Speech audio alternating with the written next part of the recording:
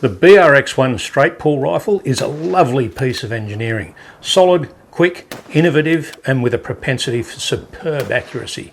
There's a long list of clever design details in this Beretta that build on each other to create an efficient rifle that works extremely well. If you're a bit of a gearhead like me, the thoroughness of its engineering is going to be impressive to you. Just some of the really cool things about the BRX1 are the fact that you can change calibers in about 5 minutes, that you can swap it from left-handed to right-handed in about 1 minute. It's got a 5-round flush magazine, even with Magnum rounds, and it's got this beautiful thumb-operated 3-position safety, and all the advantages that come with the genuine modularity of its design. I'll expand on all of these points in a moment, but let's first look at the essential design and how it works. I really like this bit. The Beretta's straight pull bolt action design provides fast cycling first and foremost. The whole concept is based on an aluminium chassis incorporating the action bedding, the magazine, the bolt rails, mounts for the 2-piece stock, and a separate trigger that sits inside it. The bedding area up front is solid, with a large recoil lug in the middle.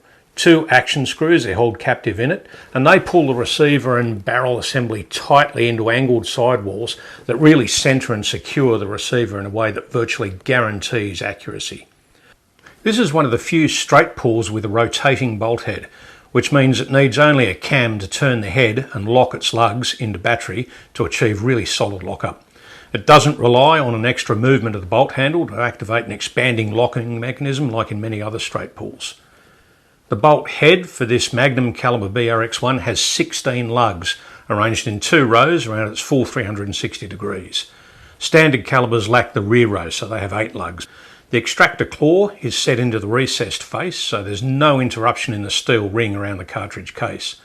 The total contact area of the 16 lugs in the Magnum adds up to 136 square millimetres. It appears to be very strong and safe. The BRX1's receiver is far removed from the traditional design. It consists of only the front receiver ring, which is 69mm long. The barrel's inserted into it, and the head of the bolt goes into the other part of it, where they lock up together. The head rides in a huge carrier, 18cm long and 3.5cm wide, and it's got a steel inner assembly wrapped up in a matte black plastic outer. It slides on rails on top of the chassis, much like the rails in a semi-auto pistol slide. The trigger assembly sits underneath inside the chassis with a hammer inside it. When you pull the bolt back, it rides over the hammer to cock the action. Slam the bolt forward again and it strips around smoothly from the magazine, even with the belted 300 Win Mag. On the way, a spring-loaded recoil lever gives the bolt an extra push forward as it goes into battery, and you can really feel that effect. The safety is similar in operation to the decocking systems on, say, a Blaser R8, in that you slide the large button up and down on the back of the bolt, but it's not a decocker. When it's engaged, it hooks directly into a notch on the hammer, holding it down and disengaging it from contact with the trigger. It's a 3-position safety, and in the rearmost spot, it also blocks the bolt from opening. Thumb it forward a few millimetres until a white bar appears, and you can open the bolt with the safety engaged. Push it all the way forward and the hammer is released to sit against the trigger sear again, and a red fire indicator appears. Now, if you hold the trigger back when you release the safety on a cocked rifle, the hammer will fall. Doing such a thing obviously goes against all the instincts of safe firearm handling, but it is possible, so there you go. If you want to change calibers, undoing the 2 action screws releases the barrel, so you can attach another one. And caliber kits consisting of a barrel, a bolt head and a magazine are available. The bolt head comes out just by pressing down on the spring-loaded guide tooth projecting from the carrier's cam slot. As for the magazine, dropping it is simply a matter of grasping the release tabs on either side of the body and out it comes. Very easy. The magazine's great. It's all polymer except for the spring, and yeah, I know some people don't like plastic, but it's pretty good. And it has this secure yet quick to use release. It's a top-loading, double-stacking design that takes 5 rounds, even if they're Magnums, yet still fits flush with the stock. You'll never ever lose it with that bright orange body. As for being ambidextrous, the BRX1's bolt head can be put in reversed, so the ejector flings cases out either left or right depending on what you choose. The bolt handle is held in by a sprung pin, so it comes out in a second before you slot it back in from the other side. The whole process takes about a minute. You won't lose your zero when switching barrels or changing handedness because the scope mounts onto a rail that's fixed to the receiver and there's no need to remove the scope at all. The Beretta's modularity means you can have a synthetic stock for those wintry, damaging hunts in the high country, as well as a pretty timber one when the aesthetics are more important. The butt and forend each attached with a single bolt to the chassis, and the very rigid forend leaves the barrel free floating for maximum accuracy. The stock has coarse stippling on the grip surfaces and nice grip enhancing profiles throughout, along with perfect symmetry for ambidextrous use. The pistol grip has a slight palm swell on each side and a medium profile curve that I actually found really natural when the rifle was shouldered.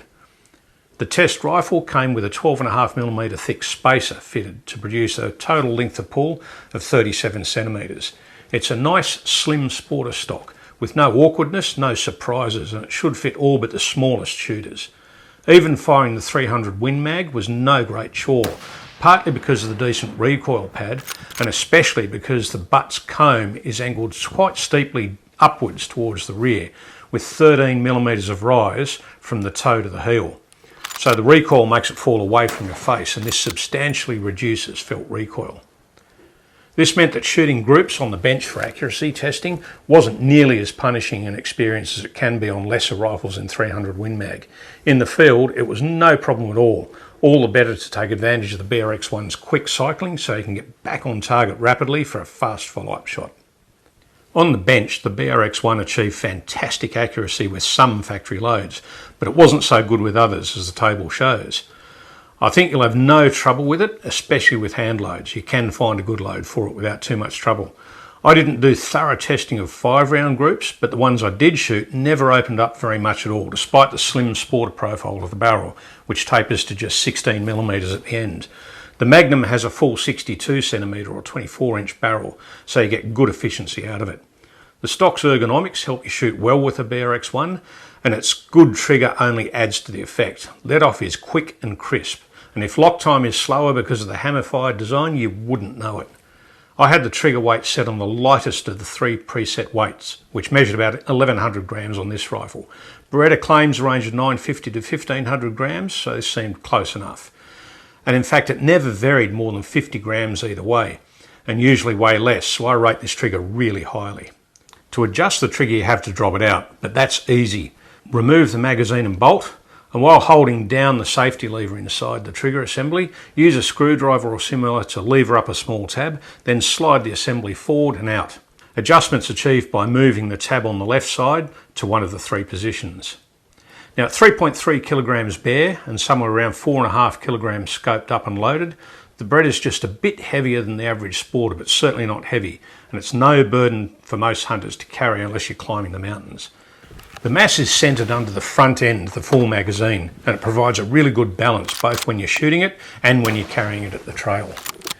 Now bring together this steady handling, the fast straight pull cycling, the butte trigger and good ergonomics, and this is definitely a very cooperative rifle.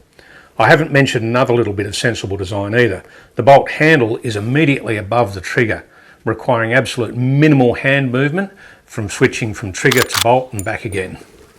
Even with the 300 Win Mag giving you a bigger jolt than most of the calibers that the Beretta is chambered for, it's easy to run through several accurate shots at targets that might scatter after the first shot.